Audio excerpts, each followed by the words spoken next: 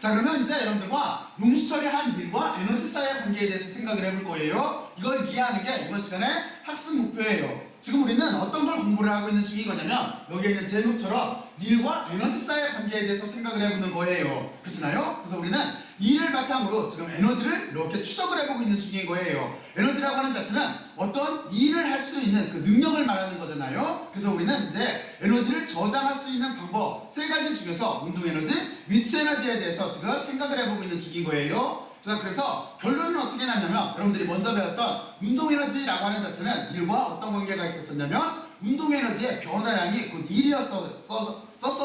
그렇죠? 바로 그래서 우리는 이거를 일, 운동 에너지 정리라고 이렇게 표현을 했었어요. 그리고 또 하나 우리는 위치 에너지에 대해서 지금 조사를 해보고 있는데 먼저 여러분들과 중력에 의한 위치 에너지를 알아봤어요. 근데 중력에 의한 위치 에너지는 똑같이 위치 에너지의 변화량이라고 하는 자체가 1이었는데 여기에는 앞에 마이너스가 붙는다라고 하는 걸 여러분들과 같이 공부를 했어요. 그러니까 무슨 얘기냐면 바로 이거예요. 원래 에너지를 저장을 하면은 이 에너지는 생성되거나 소멸되지가 않고 그렇잖아요. 다른 모습으로 변할 수가 있는 거잖아요. 그러니까 운동 에너지가 위치 에너지로 바뀔 수도 있는 거고 그리고 또 하나 위치 에너지가 운동 에너지로 바뀔 수도 있는 거예요. 우리는 이런 에너지 보존 법칙이라고 하는 개념을 이해를 하기 위해서 지금 일과 에너지 사이의 관계를 이렇게 추적을 해보고 있는 중인 거예요. 그 중에서 우리는 위치 에너지의 두 번째 주제인 용수철에 의한 위치 에너지를 지금부터 생각을 해보겠다라고 하는 게 이게 이번 시간의 학습 목표가 되는 거예요. 자, 그러면 여러분들이 학습 목표와 도대체 무엇을 한다라고 하는 거에 대해서 전반적인 개념은 잘 이해를 했을 거예요.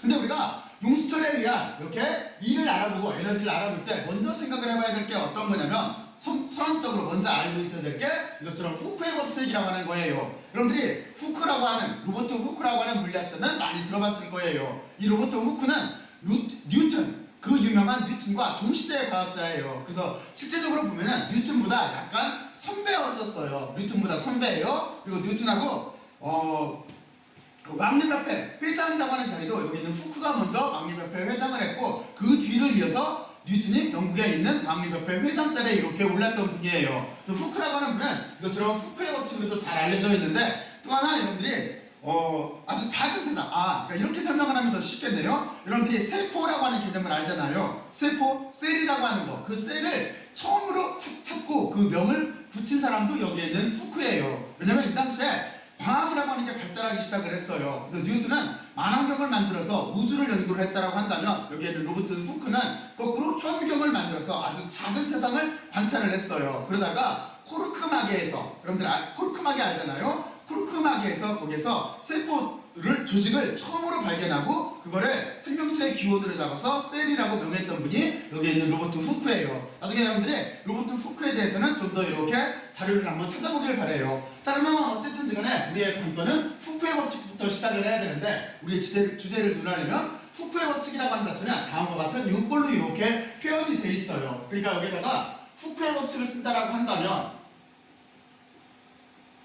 후크의 법칙이라고 하는 자체는 여러분들이 쉽게 기억할 수가 있어요. 이렇게 힘이라고 쓰고 지금은 이게 용수철, 스프링에 관계된 문제니까 여기를 S로 이렇게 붙일게요. 구별하기 위해서. 그리고 여기 등호가 있고 이쪽에 K라고 하는 자체는 뭐냐면 이거는 용수철 상수예요. 용수철 상수, 탄성계수를 의미를 하는 거예요. 그리고 X라고 하는 자체는 변이에요. 지금처럼 이렇게 1차원으로 늘어나거나 줄어들었다라고 하는 그런 조건 내에서 그리고 여기에 보면은 이렇게 마이너스가 붙어 있어요. 마이너스라고 하는 거는 리스토링 포스라고 해서 이거는 복원력을 뜻하는 거예요. 무슨 얘기냐면 바로 이거예요. 용수철은 원래 이렇게 평형점에 있으려고 할 거예요. 근데 내가 용수철을 밀게 되면은 용수철은 나를 밀어요. 그렇잖아요? 반대로 움직여요. 또는 내가 용수철을 당기게 되면은 용수철은 원래 위치로 돌아가려고 나를 당겨요. 그렇잖아요? 바로 이게 복원력이에요. 그래서 여기에 보면은 마이너스가 이렇게 붙어 있어요. 그래서 여러분들은 일단 간단하게 이것처럼 이렇게 후크의 법칙에 대해서 이해를 했어요. 자, 그러면 이제 후크의 법칙을 바탕으로 해서 우리가 용수철이 한 일과 그리고 에너지 사이의 관계에 대해서 이렇게 알아보죠. 위치 에너지예요. 여기서 말하는 에너지는. 자, 그러면 여러분들은 이쪽으로 이렇게 넘어와서 잠깐 저쪽 마우스만 여기를 치우고 올게요.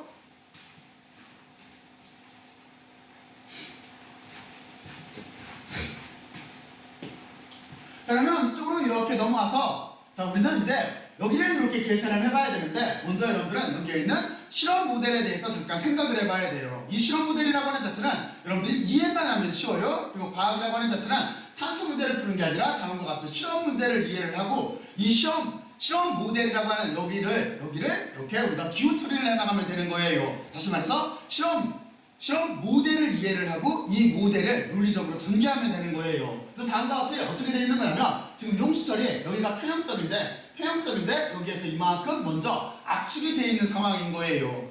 이해갔죠? 먼저 용수 처리 압축이 되어 있어요. 이 상황에서 우리가 여기서 보게 되면은 용수 처리는 틀림없이 그 용수 처리 여기 그 탄성력을 가지고 있기 때문에 평형점을 이렇게 지나서 다시 원래 있는 거리에 두 배만큼 이만큼 길어지려고 할 거예요. 그렇죠? 용처럼 초기에 이렇게 압축이 돼 있어요. 압축이 돼 있다가 다시 원래 평형점으로 갔다가 다시 이렇게 늘어났다가 실제는 다시 평형점으로 갔다가 다시 줄어들었다가 이렇게 진동하는 모델이 될 거예요. 근데 우리의 관점은 지금 진동을 하는 모델을 다루는 게 아니라 이런 모델은 우리가 나중에 진동이라고 하는 문제를 다룰 때 다뤄요. 근데 지금은 어떻게 할 거냐면 단지 용수철에 압축돼 있다가 평형점까지 오고 이 평형점부터 다시 이렇게 늘어나서 하는 이 과정만을 이렇게 다뤄서 우리는 용수철의 희미한 일과 에너지사의 관계를 논하려고 하는 거예요.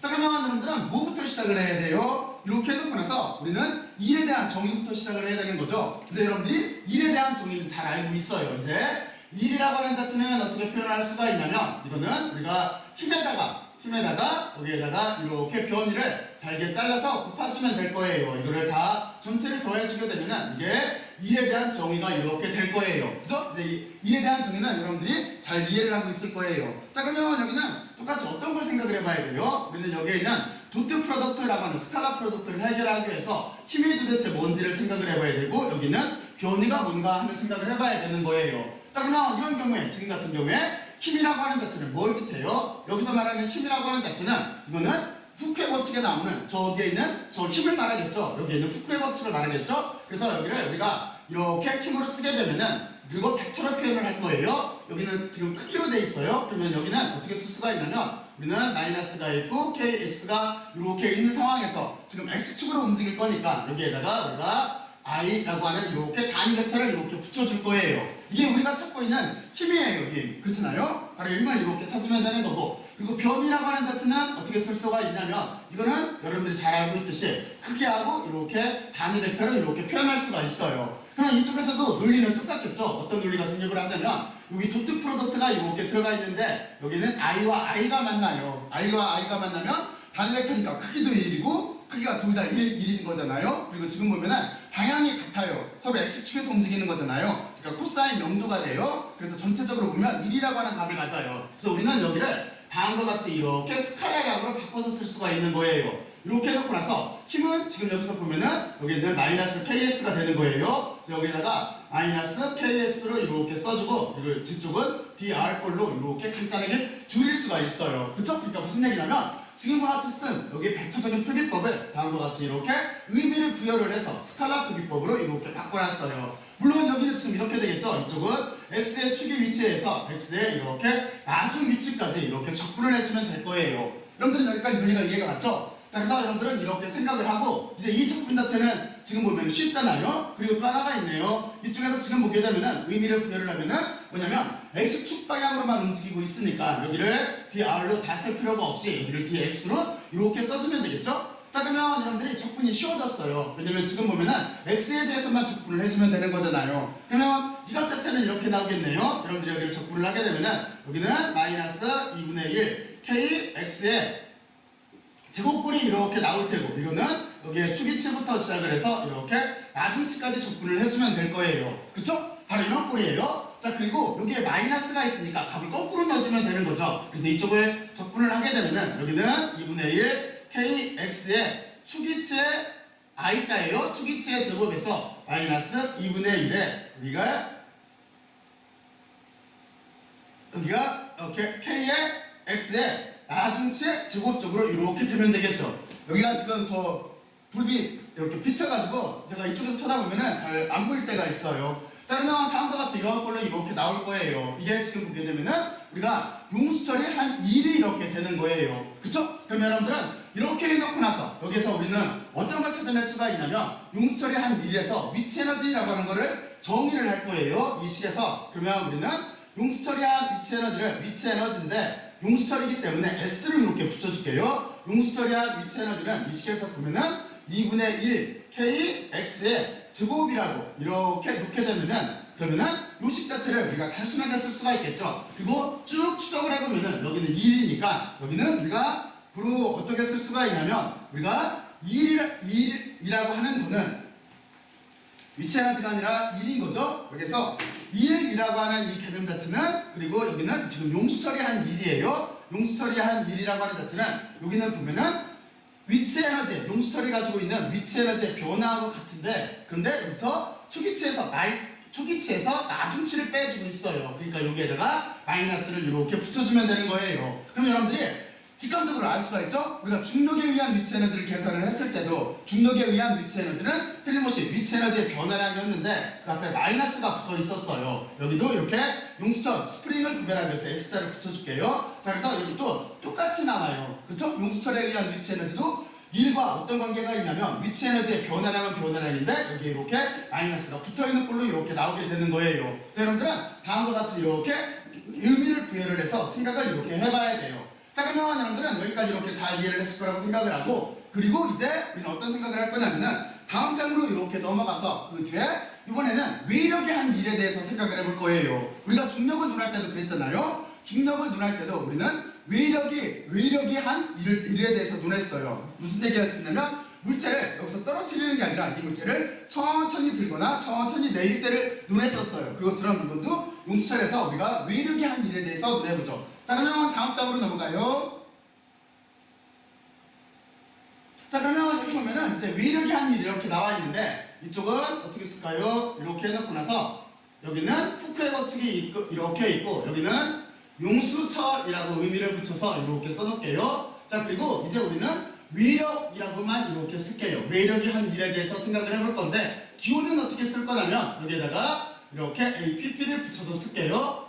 그리고 이게 외력이 한 일이에요. 그러면 이거는 여러분들이 똑같이 이쪽에서 보면은 실험 모델을 이해를 해야 되는데 이 실험 모델은 이거예요. 우리는 어떻게 생각을 할 거냐면 지금 여기 보면 여기가 평형점이에요. 평형점이 있고 이쪽이 압축되어 있는 상황인 거예요. 그래서 우리는 먼저 어떤 생각을 해봐야 되는 거냐면 외력의 한 일과 스프링, 용수철의 한 일 사이에 먼저 크기와 방향부터 결정을 해줘야 돼요. 그러면 여러분들이 이 그림에 있듯이 어떻게 돼요? 용수철의 한 힘이라고 하는 자체, 요거와 외력의 한 일 자체는 서로 어떻게 되겠어요? 여기는 크기는 같고 방향이 반대인 경우가 될 거예요. 그러니까 여기는 저 그림에서 우리가 자유물체 그림에서 보듯이 이렇게 외력의 한 힘이라고 하는 자체는 용수철이 가지고 있는 힘이라고 하는 자체는 크기는 같고 방향이 반대니까 여기는 마이너스 9만 바꿔주면 되겠죠. 그러니까 이쪽은 kx고 이쪽은 똑같이 이렇게 i 방향에 단위 벡터를 이렇게 붙여주면 될 거예요. 그럴 수밖에 없잖아요. 그렇잖아요. 무슨 얘기냐면 내가 용수철을 이렇게 밀어서 힘을 가할 때 용수철이 나를 밀잖아요. 그러니까 똑같은 힘이니까 크기는 같고 방향은 반대가 되는 거예요.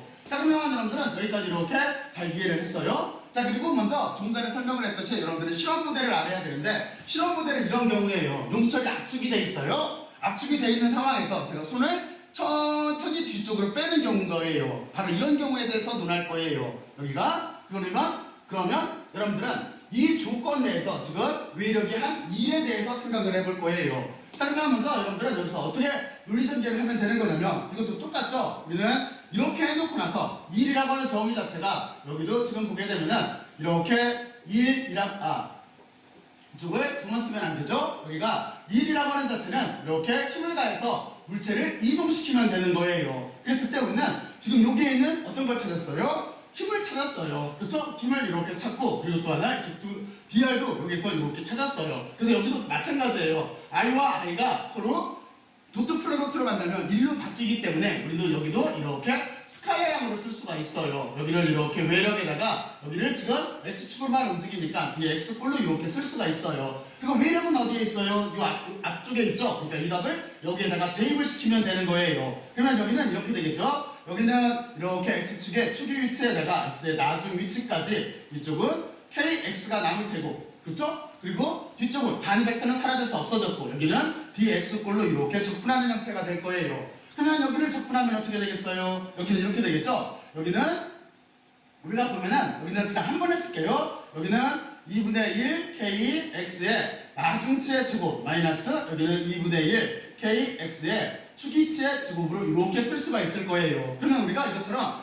1과 위치 에너지 사이의 관계를 이렇게 쓰게 되면은 그리고 여기는 어떻게 되는 거예요? 여기는 외력의 한 1이라고 하는 자체는 용수철에 이쪽을 APP로 이렇게 붙여줄게요. 이거는 어떻게 되는 거냐면 여기는 위치, 용수철의 위치 에너지의 변화량이 되는 거예요. 그러니까 여기는 이렇게 용수철의 위치 에너지를 다음과 같이 쓸 수가 있고 이쪽은 이렇게 낮은 치에서 초기치를 뺐기 때문에 변화량으로 이렇게 쓸 수가 있어요. 그리고 여러분들은 여기서 이제 한 가지를 더 알아봐야 되는데 어떤 거냐면 단위를 알아봐야 되는데 단위는 지금 에너지이기 때문에 여기가 그 줄이에요. 줄. 여러분들이 이쪽에서 단위라고 하는 자체는 위치 에너지의 단위는 줄이 되는 거예요. 그러니까 여러분들이 여기 1의 단위도 줄인 거잖아요. 1이 에너지이기 때문에 줄이에요. 줄이고 이쪽도 이렇게 줄이 된다라고 하는 걸 여러분들은 이렇게 알고 있으면 되는 거예요. 자, 그러면 이렇게 해놓고 나서 우리는 이제 여기서 어떻게 하나를 더 생각을 해봐야 되는 거냐면 이쪽으로 들어와서 우리는 양의 1과 음의 1로 구별을 해서 전체 1이 어떻게 됐나 하는 거에 대해서만 잠깐 다시 한 번만 짚어볼게요. 자, 그러면 그거는 앞쪽으로 넘어갔을 때 여기에 있는 바로 이 부분이에요. 이 부분인데 저는 지금 여기를 한 번에 이렇게 적분을 했잖아요. 근데 이거를 두 구간으로 나눠서 적분을 할 수가 있어요. 무슨 뜻이냐면 여러분들이 여기에서 이제 의미를 잠깐 부여를 해볼게요. 의미를 이렇게 부여를 할 때는 여러분들이 두 구간으로 나눌 수가 있어요. 지금 저 그림에서 보면은 여기다 그림을 다시 잠깐만 그릴게요. 그러면 이쪽은 원래 용수철이 여기에 이렇게 압축되어 있었고, 그렇죠? 여기가 있었고, 여기가 만약에 여기가 평형점이라고 봐요. 그리고 용수철은 나중에 이렇게 늘어나서 물체를 이만큼까지 움직일 수 있다라고 봐요. 그랬을 때 우리가 구간을 나눌 수가 있어요. 이만큼 구간을 1구간, 2구간을 이렇게 움직이는 구간을 2구간으로 나눴을 때 보면은 우리는 이 생각을 하면 돼요. 어떤 생각을 하면 되는 거냐면 1이라고 하는 자체는 이렇게 힘에다가 변이 방향을 곱해주면 되는 거예요. 대신 여기가 도트 프로덕트로 연결되어 있어요. 그랬을 때 우리가 1이라고 하는 구간에서는 여기서는 힘은 어느 쪽으로 작동을 해요? 힘은 틀림없이 용수철이 앞으로 나오기 때문에 지금 이쪽 방향으로 이렇게 왼쪽에서 오른쪽으로 작동을 해요. 하지만 변이는 어느 쪽이에요? 변이도 지금 같은 경우에는 같이 이쪽 여기 초기 위치에서 초기 위치를 여기다 두고 이쪽을 나중 위치라고 한다면 초기 위치에서 0쪽으로 가는 줄이기 때문에 변이 방향도 여기가 어느 방향인 거냐면 변이도 왼쪽에서 오른쪽이네요. 그러면 이때는 힘과 변이 방향이 같죠? 그러니까 힘도 플러스 여기 변이 방향도 플러스이기 때문에 이 전체는 플러스 값이 나오는 거예요. 그러니까 여기에는 이렇게 양의 1을 하는 거예요. 근데 우리가 두 번째 구간을 보면 어떻게 되는 거냐면 여기에서 힘의 방향은 어느 쪽이에요? 틀림없이 용수철은 평형점을 지나서 늘어나고 있어요. 그러면 실제는 물체는 변이 방향은 왼쪽에서 오른쪽으로 진행할지 몰라도 평형점을 지났기 때문에 용수철은 이렇게 왼쪽에서 오른쪽으로 진행하는 물체를 다시 평형점으로 끌어당기려고 할 거예요. 그래서 이때 보면은 힘의 방향은 평형점을 지난 상태 0에서 F로 움직일 때는 이게 반대 방향으로 바뀌어요. 근데 변이 방향은 어떻게 돼요? 변이라고 하는 방향은 계속 왼쪽에서 오른쪽으로 늘어나고 있죠. 이렇게 되기 때문에 여기서 보게 되면은 우리가 힘에다가 변이를 곱한 게 1의 정이기 때문에 여기는 1이라고 하는 자체가 이렇게 음수가 되는 거예요. 그러면 전체적인 구간에서는 어떻게 되겠어요? 전체적으로 우리가 알자 1이라고 하는 자체는 이렇게 알자 1이라고 하면은 이 두 경우를 보면은 여기는 플러스고 여기는 마이너스고 크기는 서로 같을 때니까 전체적으로 한 1 자체는 다음과 같이 이렇게 0이 나오게 돼 있어요. 여러분들은 이 의미에 대해서 이렇게 한번 생각을 해봐야 돼요. 그래서 여기를 구별을 해주면 이렇게 되겠네요. 이쪽을 구별해서 이렇게 묶어줄 테니까 여러분들이 이 부분에 대해서 다시 한 번만 이렇게 한번 생각들을 한번 해보세요. 자, 그러면 여러분들은 이제 용수철의 한 2를 후크헤버트부터 시작을 해서 이렇게 알아봤어요. 첫 번째는 뭐냐면 순수하게 용수철이 한 1과 위치 에너지 사이의 관계에 대해서 알아본 거예요. 그랬을 때 여러분들이 여기를 중력과 비교를 해보면은 여기 참고로 봤을 때 우리가 중력이었을 때 어떻게 됐었어요? 중력에 의한 1이라고 하는 자체는 똑같이 이렇게 중력에 의한 포텐셜 에너지가 있고 여기에 마이너스가 이렇게 붙어 있었어요. 그렇죠? 그래서 여러분들은 이게 1과 위치 에너지 사이에는 마이너스라고 하는 부호가 붙는다라고 하는 걸 이렇게 알고 있어야 돼요. 자, 그리고 우리는 또 하나 이렇게 외력에 의한 1도 알아봤어요. 외력에 의한 1이라고 하는 자체는 이거는 1이 곧 위치 에너지의 변화량과 이렇게 같아요. 자, 그리고 우리는 여기서 하나를 정할 수가 있어요. 아까도 말했지만 1이라고 하는 자체는 에너지 보존 법칙으로 넘어가게 되면은 생성되거나 소멸되는 게 아닌 거예요. 그러니까 우리는 위치 에너지가 운동 에너지로 바뀔 수 있고 위치 에너지가 운동 에너지로 바뀔 수 있고 운동 에너지가 위치 에너지로 바뀔 수가 있는 거예요. 지금 같은 경우에 용수철이 압축되어 있으면 여기에 있는 탄성에 의한 위치 에너지가 저장이 된 거예요. 하지만 술을 딱 뜨게 되면은 이 용수철이 앞으로 움직이면서 탄성에 의한 위치 에너지가 저장되어 있던 그 에너지만큼 여기가 이렇게 운동 에너지로 바뀌게 되는 거예요. 바로 그런 뜻인 거예요. 여러분들은 다음과 같이 이렇게 이해를 하고 있으면 돼요. 자, 그러면 여러분들은 여기까지 잘 이해를 했을 거예요. 그래서 여러분들은 꼭 운동 에너지, 위치 에너지, 그리고 위치 에너지 두 가지, 중력에 의한 위치 에너지, 용수철에 의한 위치 에너지를 일사의 관계를 통해서 잘 숙지들을 해놓길 바래요. 여기를 잘 알고 있어야 여러분들은 에너지 보존 법칙을 써서 F=ma 못지않게 많은 문제들을 다룰 수가 있어요. 여기가. 자, 그러면 여러분들은 여기까지 열심히 들어주셔서 고맙고 수고들 많이 했어요. 수고했어요.